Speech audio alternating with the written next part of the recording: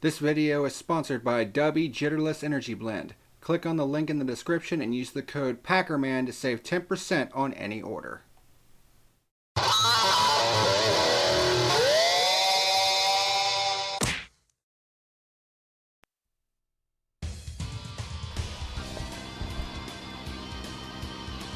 Hey, what's happening, ladies and germs? This is the Packerman, and welcome to this edition of The Fuel, where in this episode we're going to be talking about the 2023 Pacific Office Automation 147, I believe I pronounced that right, from the Portland International Raceway. So we went road course racing in this edition of the Xfinity Series. And what else can I say? This was actually a damn good race. I mean, when you have 5 and 6 cars under a blanket battling for the lead at the end of stage 2, I mean, that shows you there was some pretty good racing going on. When you couldn't really call who was going to win this race, and that tells you something. And it was a pretty clean affair for the most part. I mean, yeah, you had Stephen Parsons stopping on the track after a mechanical problem, and then you had Riley Hurst blowing up. But for the most part, those were the only cautions due to mechanical failures. And then there was one more for debris near the end of the race, which unfortunately forced overtime, but it was legitimate debris. But as the episode entails, we got beef. There was a lot of beef going on this in this race. You had Jeb Burton and Chandler Smith going at it, and those at the end of the race, and those two don't like each other. You had John Hernimacek and Sheldon Creed going at it, with Creed getting spun by John Hernimacek at the end of stage 2, and then Creed returning the favor in stage 3. You had Sammy Smith basically bonsaiing turn 1 right into his teammate John Hernimacek, who then basically door slammed him in retaliation. You had a great first stage where John Hernimacek looked like he had the stage 1, then screwed up the final turn, allowing Creed to get the win. And then you had a photo finish at the end of stage 2 with Cole Custer, who had to start from the rear of the field, getting up to the front and getting the stage 2 win. Then he completely blew the Sheldon chicane on the first lap of stage 3, and it's like, well, I mean, I thought his chances were over, but turned out that wasn't the case. Stage 3 did get a little bit dull, but the race kept going and going, and then it got down towards the finish, and I'm thinking, okay, what's going to happen here? You had Parker Kligerman up there, you had Sheldon Creed up there, Cole Custer was still right there, so it's like, okay, what's going to happen on this final stint? Then you had the caution for debris, which led us... Cat, quit. Which led us to the overtime restart, which you all know me, I can't stand overtimes. But I'm willing to give it a pass in this case because it is a road course. So I think it makes more sense on a road course than other tracks. But Kligerman manages to get a run underneath of Allgaier, who was the leader on the restart. Oh, one other thing that was different about this year's version of Portland was the fact that it was dry, because last year's race was actually in the wet, so kind of makes you wonder, would the racing be any better in the dry than the wet? Well, I'd say it pretty much delivered. But B, the restart zone was actually in the middle of the final turn, which I thought was pretty weird. I guess what NASCAR was trying to do was try to do the restarts in the middle of the final turn, so that way it would be a little more spread out going into the Sheldon chicane because of all the problems that went down there last year. I think for the most part it worked because there weren't as many problems in the Sheldon chicane this year as there was last year.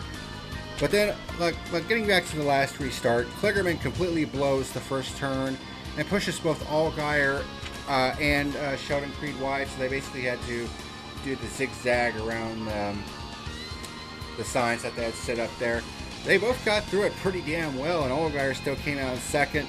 Custer takes advantage and takes the lead, and I thought at that point, well, that's pretty much going to do it. But then Allgaier, oh my goodness, he gave it everything he had on that last turn, in that last lap. Then going down the back stretch, I'm thinking, I don't think Allgaier's got a shot. And he sent it into turn 10. I'm thinking, oh my God, he might have a shot here. And Custer actually wiggled in turn 12. And I'm thinking, oh, Allgaier might get underneath him. But he couldn't quite pull it off. And Cole Custer gets the win.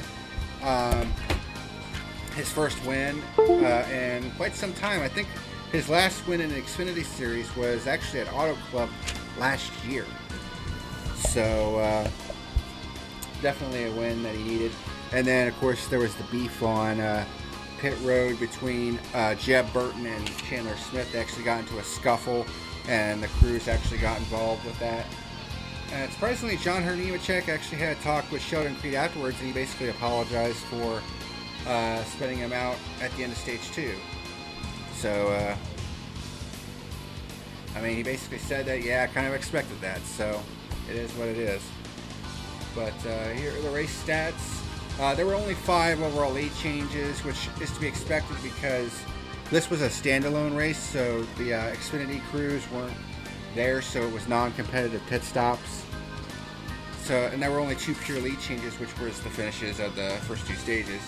But there were only 3 caution flags, 1,300 green flag passes, and Sheldon Creed led the most laps with 47. But nobody could really get away from each other. Even though Sheldon Creed led the most laps, he couldn't really get away and dominate like you would normally see at a road course. I mean, everybody was pretty much right on top of each other. And it pretty much came down to one mistake equals losing a bunch of spots. So it honestly made the race really interesting. And honestly, that it's probably one of the best decisions that NASCAR has done is put Portland International Raceway on the schedule, because the racing there in the first 2 years of Xfinity racing at the Portland International Raceway, they've both been bangers. I think if they can get the logistics side of it worked out, I would say Portland should be a staple on the Xfinity calendar. And I say once they get the logistics worked out because, I mean, it is on the West Coast and it's quite a long drive. I mean, they pretty much had to drive from Charlotte to Portland, and because of the fact that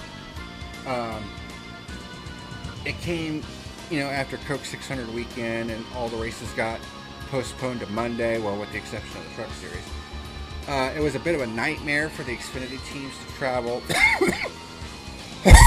to Portland. In fact, Alpha Prime Racing definitely had an adventure getting to Portland because they had not 1 but 2 trucks break down while trying to transport their cars to Portland. They eventually all got there though, but I would imagine that was quite the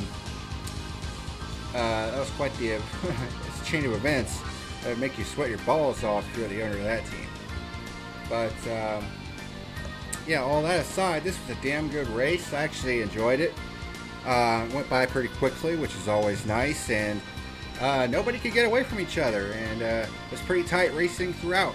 So nothing to complain about here. I mean, yeah, also beef on the track, beef after the race. I mean, you pretty much got everything you would want out of a road course race. So I would say it's definitely one of the best races of the year overall, honestly, in terms of NASCAR as a whole. I mean, let's be completely honest here. So, yeah, I have nothing to complain about from this race. It was a damn good race, and I enjoyed it. So, my final rating for the 2023 Pacific Office Automation 147 at the Portland International Raceway is an 8 out of 10.